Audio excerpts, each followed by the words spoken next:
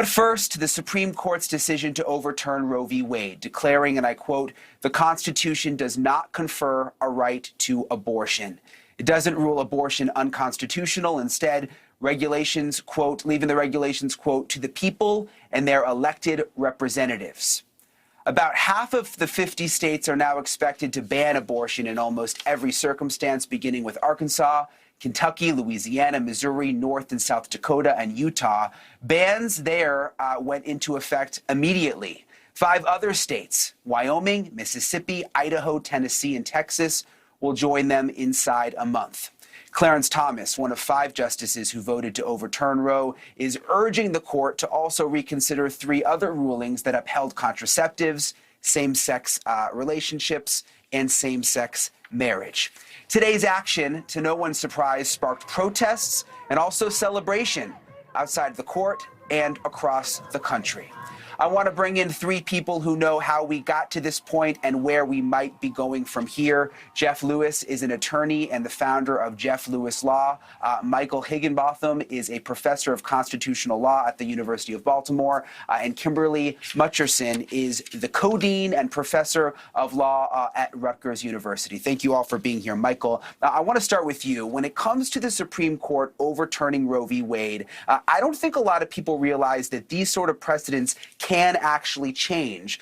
So for people unhappy about it, should they be hopeful that it could change again? And for people who are happy today, should they be worried that it could actually go back to the way it was? Well, they should be worried that the decision was made today. People should be happy that it can change because it changed today. This was significant in that it was the first time the Supreme Court has ever taken an individual right away that has been in existence for 50 years. So with that significance, certainly it could change in the future, depending upon the makeup of the court. And Jeff, to be fair, so many of the headlines today that I've read seemed like they've been inaccurate, basically just saying abortion banned in the United States. But Jeff, really what it does is it sends it back to the states. Is that right? Well, yes and no. There's 26 states where it's going to be effectively illegal to have an abortion. But if you live in one of those 26 states and you're a working class person to try to make a long drive and pay your gas bill and everything else, you may be practically precluded from driving to another state to get an abortion. Kimberly, I want to ask you something that caught my eye today. I mean, it was a statement from Merrick Garland, of course, Obama's nominee for the Supreme Court, now the Attorney General of the United States. He put out a statement after the ruling, and I'm going to read it to you. It said, "The Supreme Court has eliminated an established right that has been an essential component of women's liberty for half a century. The Justice Department strongly disagrees with the court's decision. The FDA has approved the use of the medication mifepristone. States may not ban that medicine based on disagreement with the FDA's expert judgment about its safety and efficacy." That drug, by the way, can end a pregnancy that is less than 10 weeks along. But I want to ask you more broadly, Kimberly, about the Attorney General's response. Is it appropriate for him as Attorney General to be calling out the Supreme Court that way?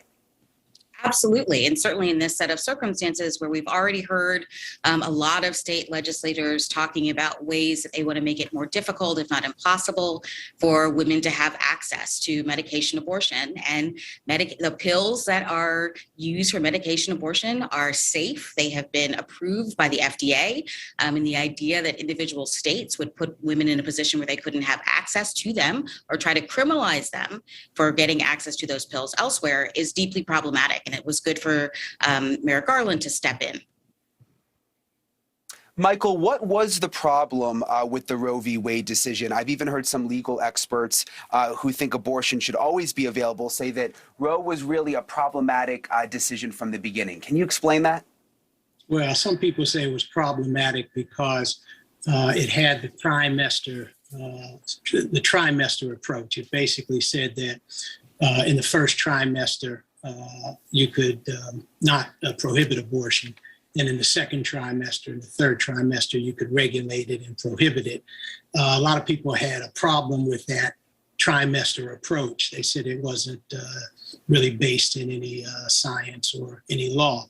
But if you look at it, the main thing about Roe was that it protected a woman's right to choose. It gave substantive constitutional protection for that right. And if you look at the decision today, that's the problem with the decision. It took that right away. It left regulation of abortion to the states and basically said there's no substantive protection, constitutional protection for abortion. So states can now regulate as they choose, subject to the lowest standard of review. And that's very problematic because most states can satisfy that standard with any type of regulation they want. Jeff, let me ask you this. I found this interesting today. So many companies, most notably Chase Bank, have said that they will actually cover travel expenses for employees who need to travel to other states to get abortions that will be challenged by this decision. How do you see that playing out?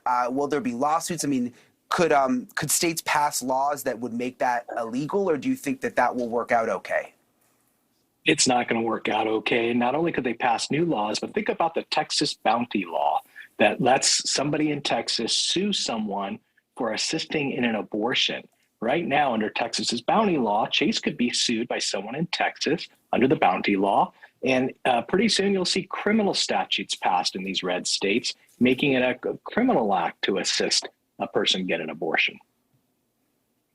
And Jeff, one thing that I thought about when I heard this today was privacy. I mean, does a woman really want to tell their company and their employer and their boss if they are, interested in doing this? I mean, is that something you want to discuss in the workplace? Probably not. And think about this. The police are going to have expanded search and seizure powers under this ruling in terms of what police can legitimately ask about. And police will be able to go to an employer and ask difficult questions. So I'm not sure any employee is going to want to share news with their employer. And Kimberly, in terms of what comes next, do you think it's really possible that same-sex marriage could be overturned next? You know, with this court, I think a lot of things are possible. I think that the way that that Alito wrote the majority opinion was working very hard to cabin this decision just to abortion. And then we saw the same thing. And then we saw Justice Thomas jump in and say, but actually, let's spend some time rethinking Obergefell, which is the marriage equality case. Let's rethink Lawrence versus Texas, which was a case about same-sex sex. And let's rethink Griswold versus Connecticut, which was about contraceptives. So certainly Justice Thomas is willing to relook at those issues and decide whether there is some other constitutional basis for protecting them. And if there isn't, he would kick that back to the states as well.